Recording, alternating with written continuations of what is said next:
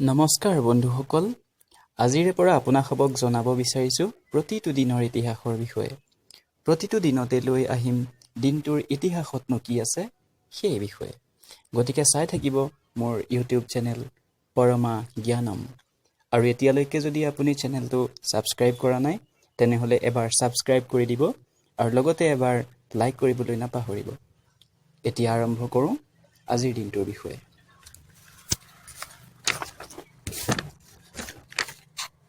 আজি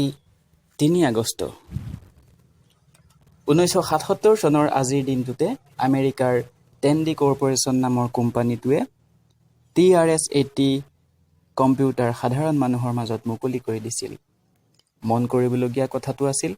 টেণ্ডি কৰ্পোৰেচন এটা leather manufacturing company আছিল যিটো টেণ্ডি লেডাৰ্ছ নামেৰে জনাজাত আছিল কিন্তু এই জোতা চেণ্ডেল বনোৱা কোম্পানীটোৱে নিজক ইমান পৰিৱৰ্তন কৰিলে যে কম্পিউটাৰ বনাবলৈ আৰম্ভ কৰিলে ই সঁচাকৈ এটা লক্ষ্য কৰিবলগীয়া কথা ১৮৮৬ চনৰ আজিৰ দিনটোতে ৰাষ্ট্ৰকবি মেথিলী চৰণ গুপ্তৰ জন্ম হৈছিল ঝাঁচীত তেওঁৰ দ্বাৰা লিখা ৰাষ্ট্ৰবাদী কবিতাসমূহে আজিও মানুহক প্ৰেৰণা যোগায় সাগেত সিদ্ধিৰাজ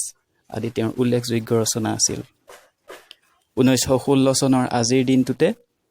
উৰ্দু শায়েৰ আৰু গীতিকাৰ শাকিল বদায়ুনিৰ জন্ম হৈছিল উত্তৰ প্ৰদেশত তেখেতৰ জন্ম হৈছিল তেখেতে বহুতো হিন্দী চিনেমাৰ গীত লিখিছিল তেখেতক ভাৰত চৰকাৰে গীতিকাৰ আজম উপাধিৰে সন্মানিত কৰিছিল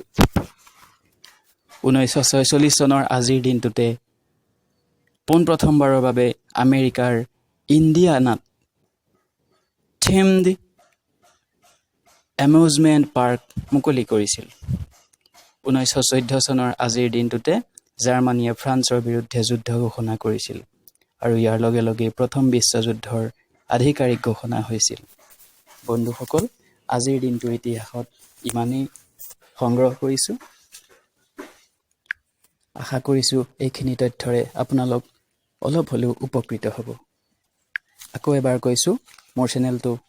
সাবস্ক্ৰাইব কৰিবলৈ নাপাহৰিব